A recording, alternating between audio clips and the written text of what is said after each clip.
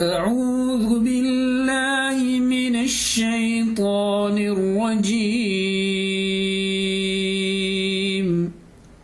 بسم الله الرحمن الرحيم.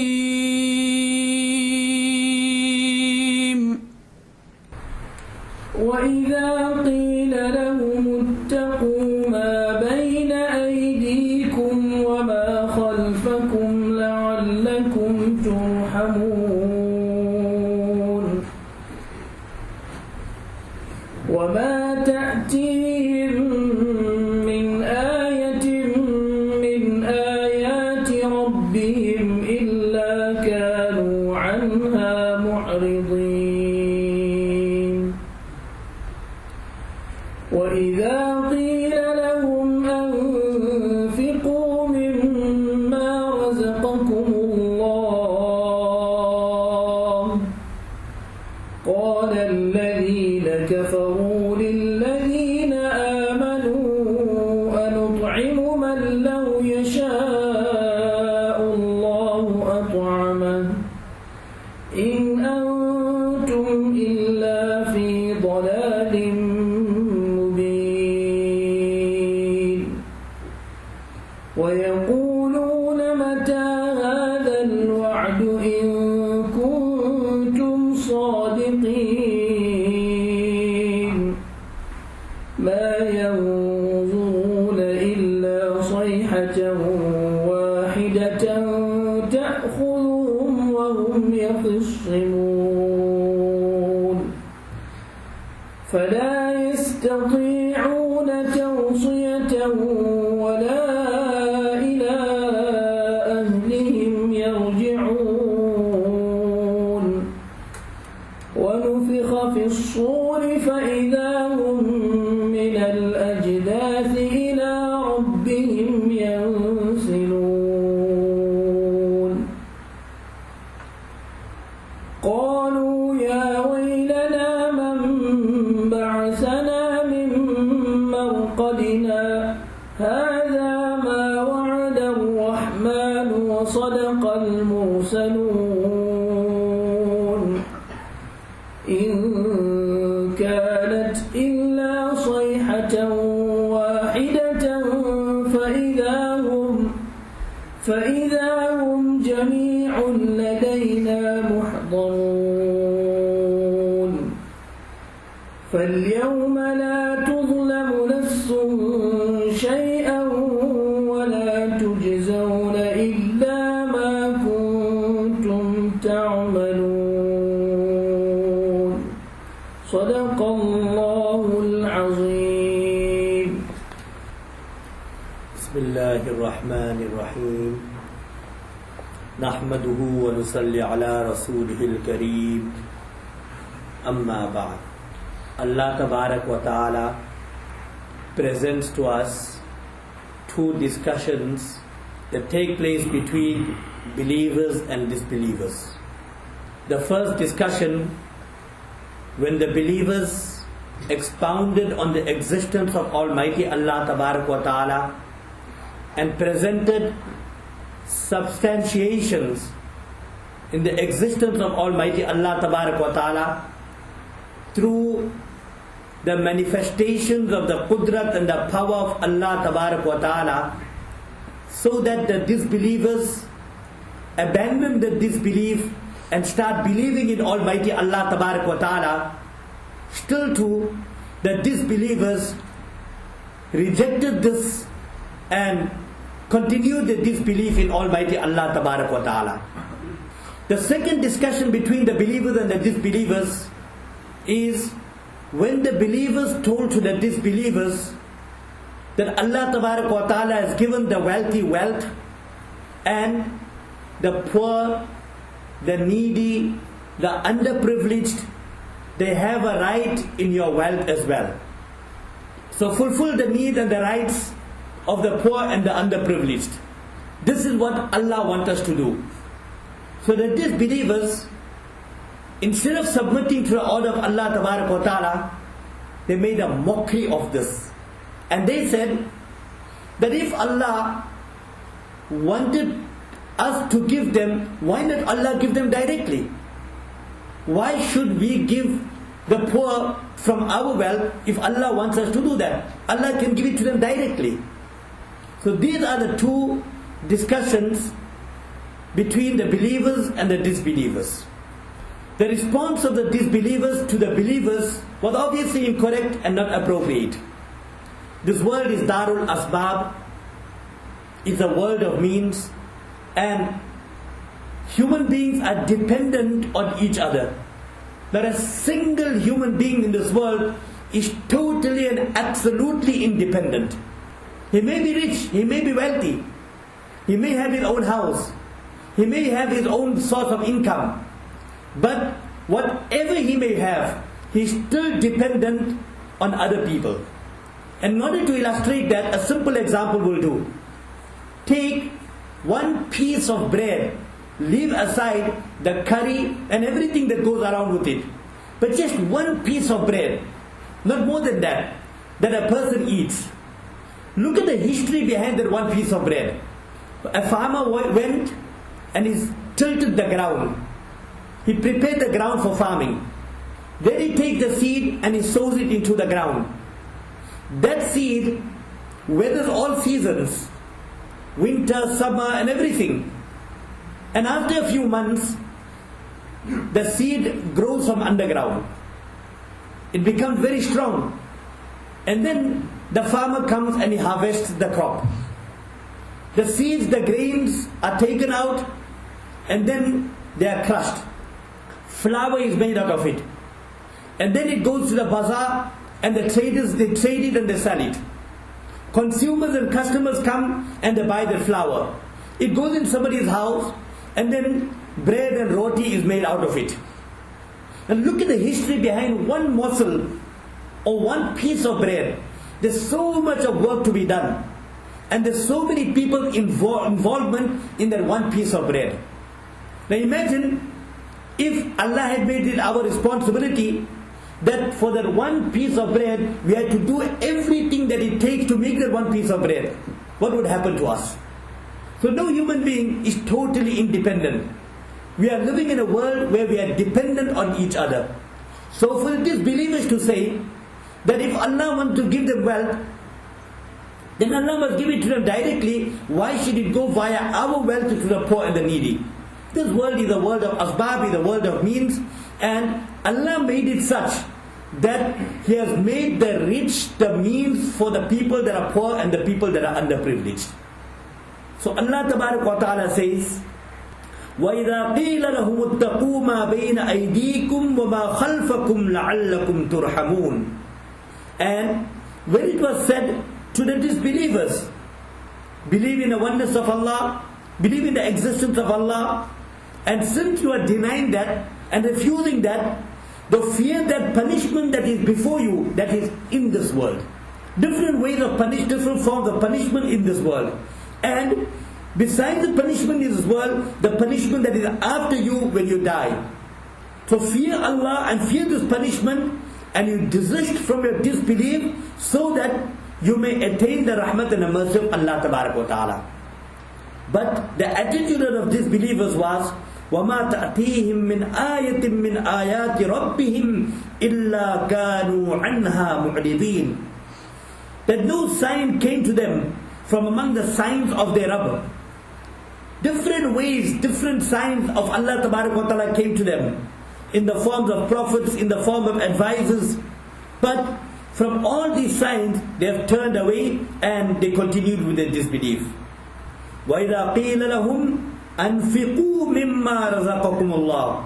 And when it was said to them, spend from that which Allah has granted you rizq and sustenance.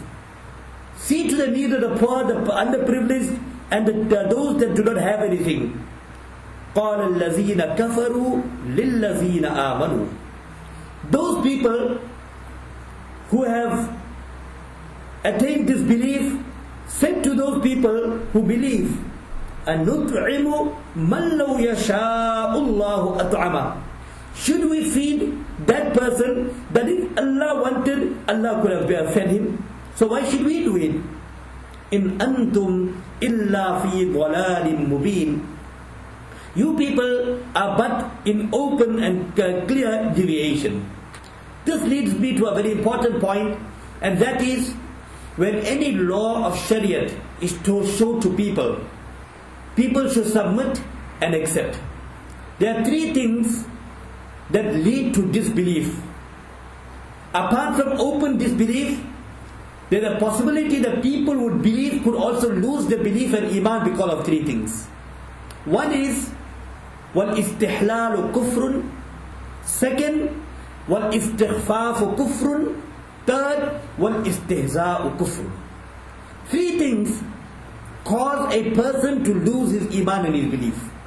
The first is, if anything is expressly proven in the Quran, or if it is a hadith mutawatir.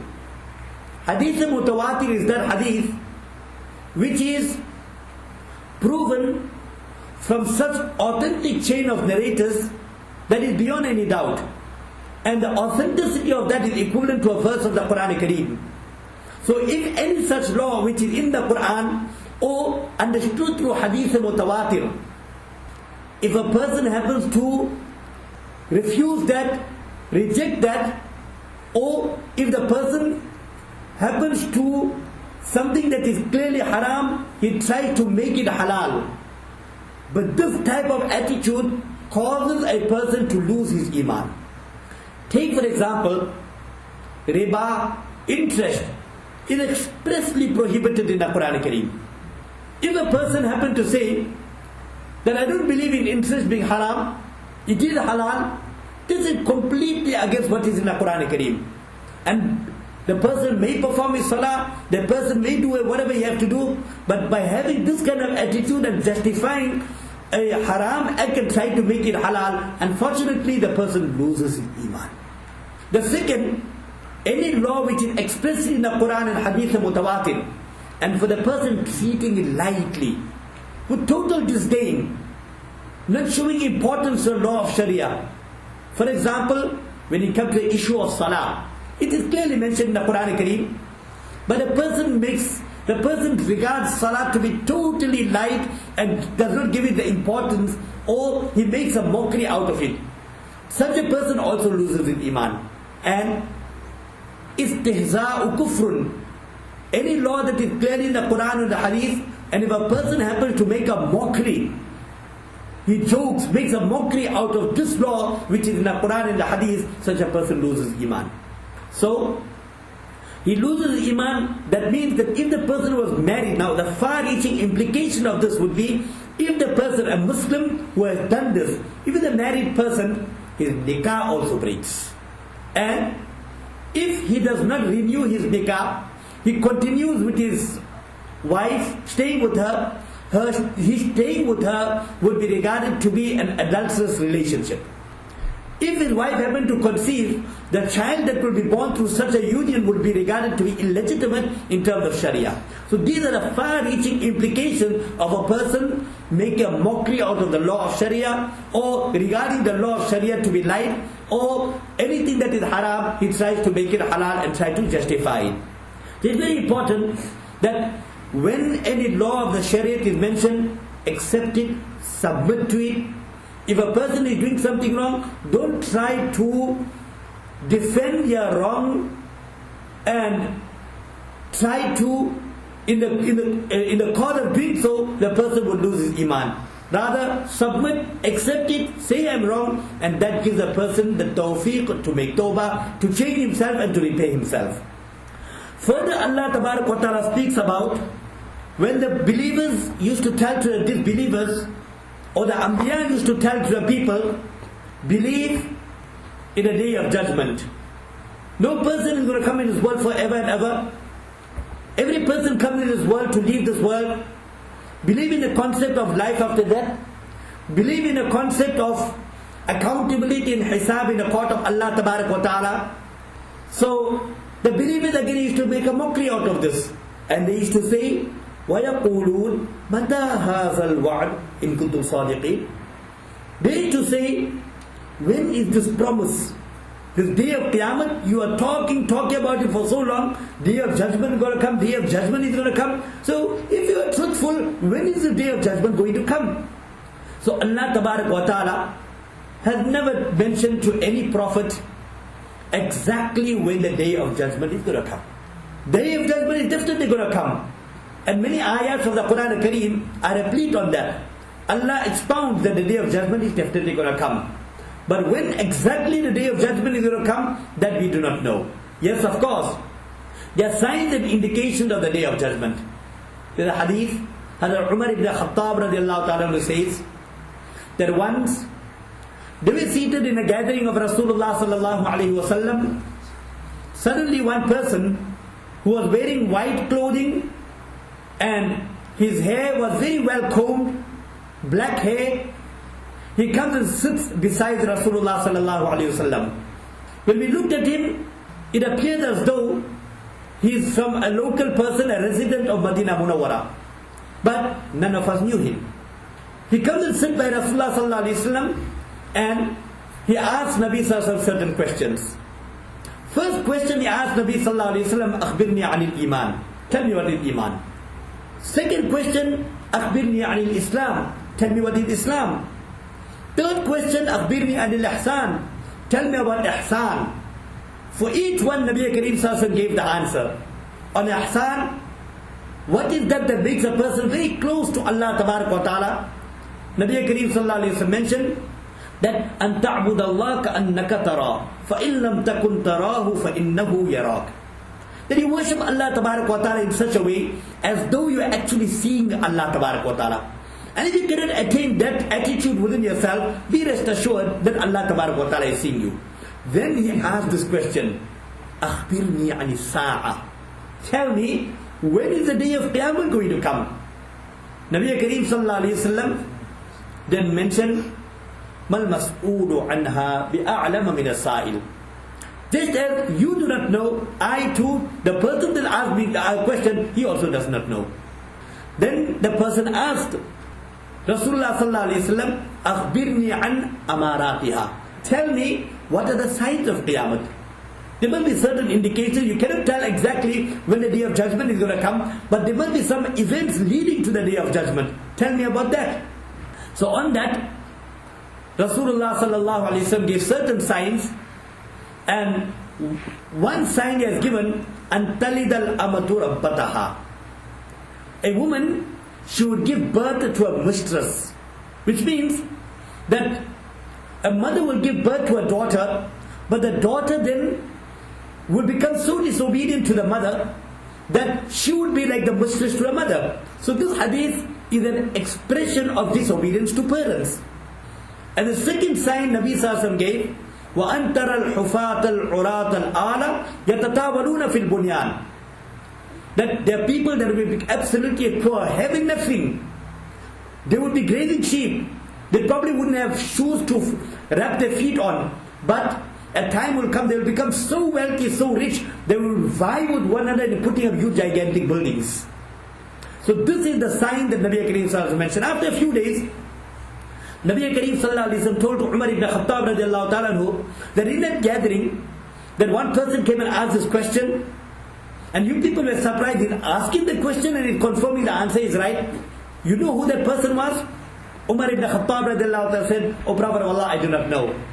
Nabi Kareem Sallallahu Alaihi Wasallam mentioned that was actually Jibreel alayhi salatu wasalam came in the gathering, يُعَلِّمُكُمْ دِينَكُمْ. That he is coming in the gathering to actually teach you your deen.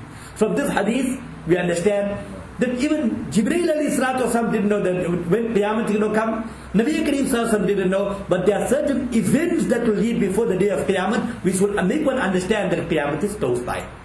In one hadith, Rasulullah sallallahu alaihi wasallam did give certain indications as to when Qiyamah is going to come. He says to us, "Badiru bil a'mali fitanan ka qit'il layl al muslim.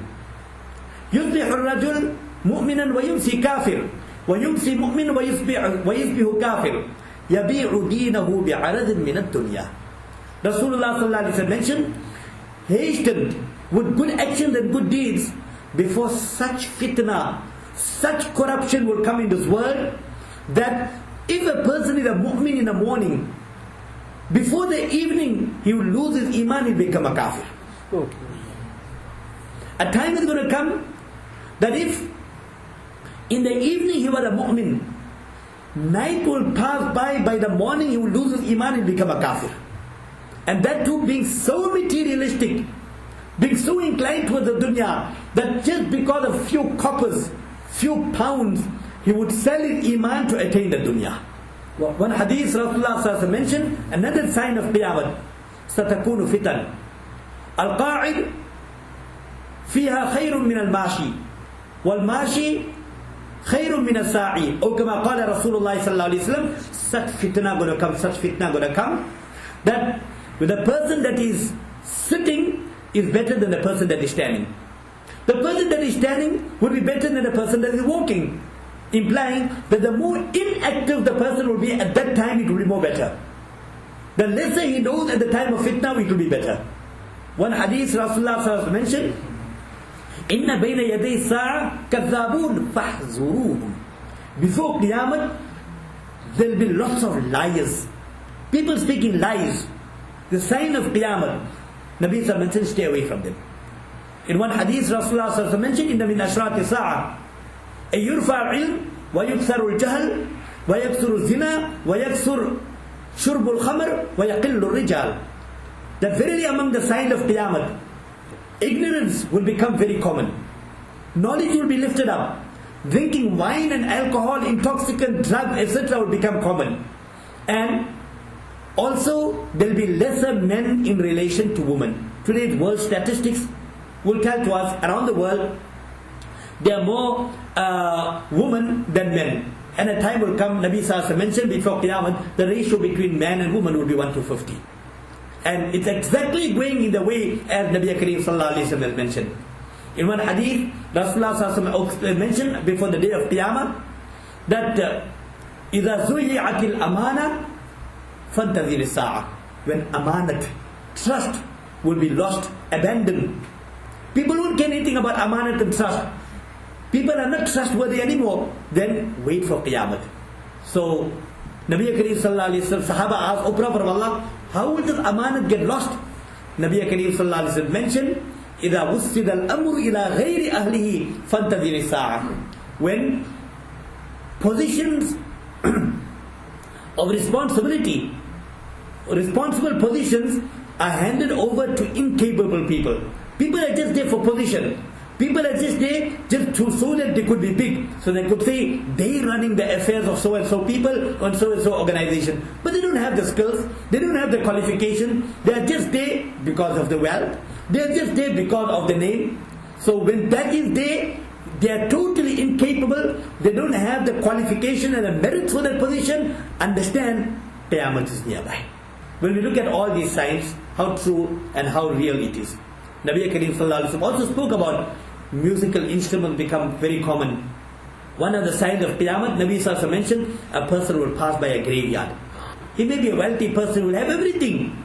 He'll have all the materialistic things for his comfort and his leisure. He will pass by a graveyard, but he'll be so much in the state of grief and depression. He will look at the inmate of the grave and he will say, Ya layta makana haza. That I hope that I would have been the inmate of this grave. And today we see there's so much of grief and so much of depression that's so widespread that people are now good people, professional people, wealthy people, they are taking antidepressant tablets.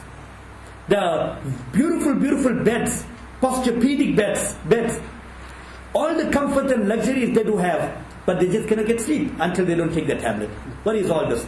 Clearly, this is what Nabi Kareem Sallallahu Alaihi Wasallam mentioned, the signs of Qiyamah are there.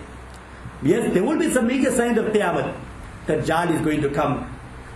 Imam Mahdi is going to come. Isa alayhi salatu wasalam is going to come.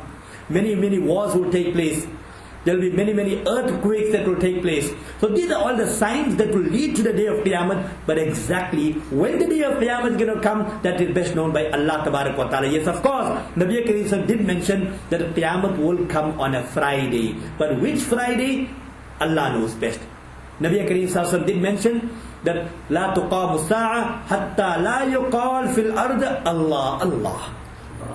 That Qiyamah will never ever come Or Qiyamah will only come when there's not a single person in this world who will say Allah, Allah, Allah, taking the name of Allah Tabarak wa Ta'ala, making the zikr of Allah Tabarak wa Ta'ala. Rasulullah Sallallahu Alaihi Wasallam mentioned, لا تقوم الساعة إلا على شرار الخلق.